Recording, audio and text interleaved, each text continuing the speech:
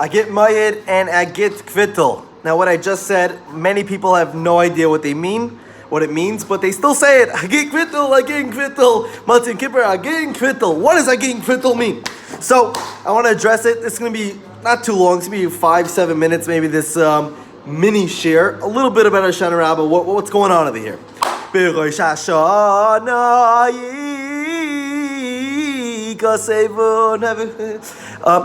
it's written, Uviyayim Tzayim Kippur,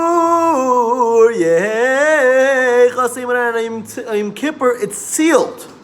And then Hoshana Raba, it's sent out.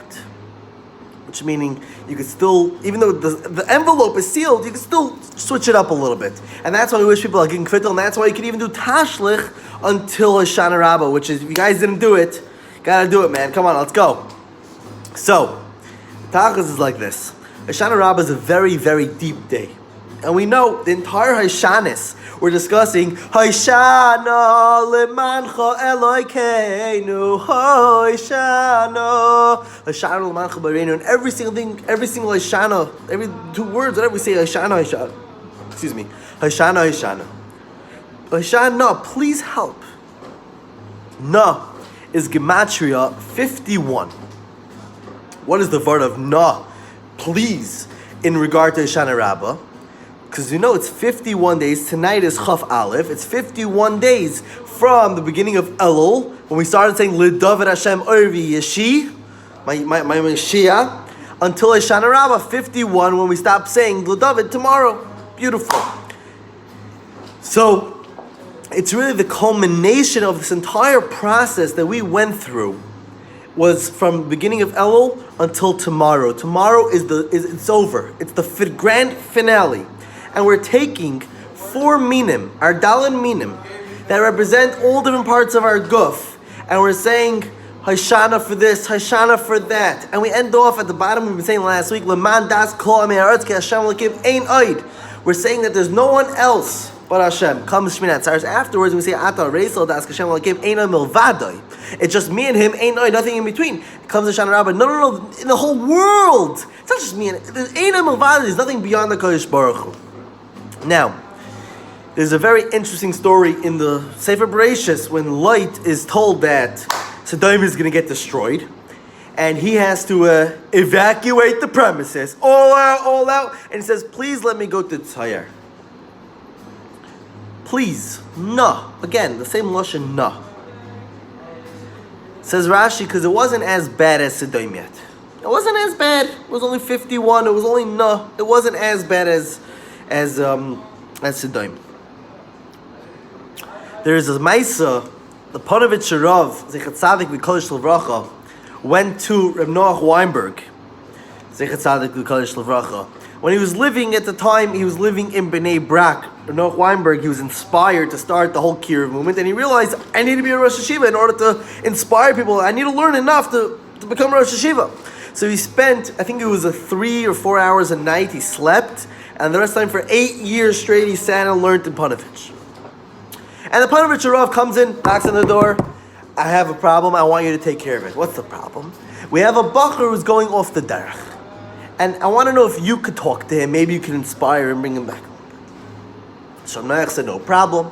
He met with the bacher. He schmoozed him. I don't know. It's a little shemaisa. I have no idea if the guy came from or not. Could be he's living in Bnei Brak now with a chesed. But Noach was bothered. He was bothered at the fact that the Panovich Rav went to him to ask him to deal with this kid. The Panovich Rav couldn't inspire this bacher. He had to go to Reb Noach Weinberg, who was a young man at the time. What's pshat? Because Reb Noach Weinberg grew up in America. He grew up in New York. He knows the differences between the different levels of off the derech, different levels of not keeping halacha as much, and he knew how to handle this kid better. Panovich Rav was an Erlich Yid his entire life. He never saw anything, So, Noach Weinberg, he understood this kid better. And same thing, Lot saw that even though that city is not the greatest, one of the 5 towns, the 5 cities, right? It's not the greatest. But the fact is that he saw there was something a little better. A lot of times, Right? You'd be like mamish clean, you'd be mamish white. Because if I get a cholent stain right here, hold on. If I get it over here, it's fine because I got a tie, no problem. But if I get a cholent stain over here, I'm changing my shirt immediately because it's not white anymore. But imagine I got a cholent stain over here, some ketchup over here, a little mustard over there. I'm not going to change my shirt. I'm going to change my shirt for it. It's all dirty already. It's very interesting. This past summer, we had something called the color run in camp. Now, I don't know if you have any idea what a color run is. I had no idea either until I saw it.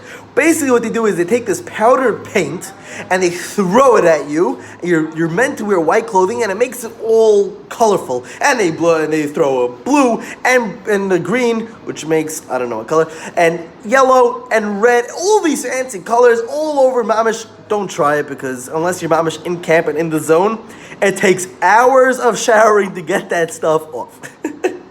But the tachlis is that it's a fun. So I was sitting on the side because it's not my. I didn't feel right at the time. I didn't want to do it. There were many reasons why I decided not to do it. One, I just didn't want to be filthy. Also, we had to daven later. I don't know if I'll be able to get the stuff out of my. It wasn't for me, but I'm not. The guys had fun. The kids enjoyed it. Perfect. There was a kid on the side who also didn't feel like he wanted to get involved, and he was sitting on the side, but somebody threw paint and it hit him a little bit. And he said, "Oh, it hit me a little bit. You know what? I'm just going to run the color run." And he started running and they started throwing more paint and then eventually he was covered. Because he said, once I'm dirty already, let me be dirty. No problem.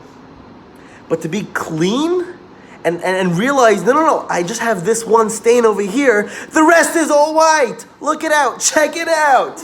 Or black, whichever one. The idea was the kvittel. You might say, okay, fine. I got through Yom Kippur. I was clean already. And then I may have done things wrong. Matzi Yom Kippur, we say, Slach lanu avinu ki chatanu. We just had Yom Kippur. Because maybe we didn't have enough kavanah by Kriya Shema. And now we're a week later. And Yom Tif, where we have this entire Yom Tif of a shanis. Of just to realize the fact that even if we've gotten a little dirty, doesn't make us dirty. We're not in the mud, so to speak. And we understand if we are in the mud, at least I'm not that bad. At least I'm not that bad. At least I didn't do this. At least I didn't do that. Don't be like the guy who says, once I'm dirty, you know what? That's it. Chas Hashem, chas Hashem, chas Hashem. What does that mean? Guy said, I don't understand. Shabbos is very hard for me. I can't go the whole day. I said, how long could you go? Seder. I'm not telling you that you can stop keeping Shabbos after that, obviously. But whatever you keep, you get schar for 100%. Obviously, I'm dealing with the Bachrus. But whatever you do, you have to appreciate that's worthwhile. That's who you are, and not get distracted by the fact that I didn't wake up for a minyan already, so I might as well wait till mincha to daven too. You can still daven shachris before chatzais. Okay, you're not used to tefillah bezman, but you're used to tefillah. So. Light, when he said no, please, he understood that this is not as bad as that. And Hoshana Rachem nak ala das yeshurun Hoshana v'hoshia no. And we're doing 7 akafas for every part of this world, every aspect of this world. Please help us in every aspect, because our world sometimes could look a little bad, could look a little messed up, could look a little scary, could look a little shady. But the fact is, we have to understand, however bad our world is, there's always good in it. And it's not just, that's it. Like these memes that were going around. Not that I do know what a meme is. But the memes are going around, year 2020, and you see a guy getting hit in the who knows where. You know what I'm saying? Like, because this whole year is bad. Really? This whole year, Tufshin Pei was that bad? Yes, we still have a Magefa. Yes, we had this sorrow, we had riots, and we had terrible, terrible things. We also had a Siyam Shas, where tens of thousands of people were Messiah Shas. Did we forget about that because there's a Magefa now? The word of Hoshana Raba is the kvittel. Before it's sent out, before it's mailed away, I could still realize that no. It's not the word that everything is bad. Okay, could be I have these blemishes that I need to work on. But Hoshana, please, overturn that. Don't make that be who I am. I want to be a person who has roiv white, or at least as much as possible white. And that's why the minig is for the chazan to wear on Hoshana Rabbah during Hoshana. It's a kittel. Because it's still the Gemara. It's still shaykh to this whole thing of din. Din keeps happening. So you think you're crazy, din. Judaism, Yiddishkeit, din. No. It's everything you do. You have another opportunity to be judged because another opportunity to be found in favor of you. That's the whole tachlis of the din. It didn't sound so scary. Oh, we're getting judged. Yeah, I should hope we want to get judged because then we could clear our name. And the fact that we have so many chances, you know what? Rosh Hashanah. You know what? Beinanim, Yom Kippur. You know what? Hoshana Raba. And the Hasidim even go to Zayis Chanukah. I'm not getting into that now. But we understand that the Kvittel, when it's sent out, it's gonna be happening. It's happening is Hoshana Raba. We still have chance after chance after chance to repeal our negative judgment because Hashem is Bal Rachmim. He has so much kindness, so much goodness to him. And that's what we're doing, Hoshana Raba. And we take our lulav and esrog, our entire body, and we walk around 7 times encapsulating this entire world to say, Rebbeinu Shalom, I'm trying. And thank you for all these different opportunities you've given me. And now let's make it a good send away. Let's make it going in now to the winter months. Let's make it a good year. And everybody here should have Bizaycha Git Kvittel and Git Yom Tov and Hashem and Shmini Atzeres, Simchas Torah, dance with Torah b'Simcha. Even if you're home, I sent out a video 2 days ago about the importance of every year dancing. That there's 600,000 letters in the Torah, there's 600,000 Jews, every person's letters to Eretz dance. And I got countless messages. How can I dance this year? I'm in bidud, I'm in quarantine, there's no shuls open. How can I dance? I said, you know what? Grab your Gemara. Grab your Gemara. Grab your Chumash. Grab your Shulchan Aruch. Whatever it is, dance with that. Go through yourself. Go through the Hakafis. Sing all the songs. Even if it's you yourself, HaKadosh Baruch Hu is dancing along with you. And Agit Yor.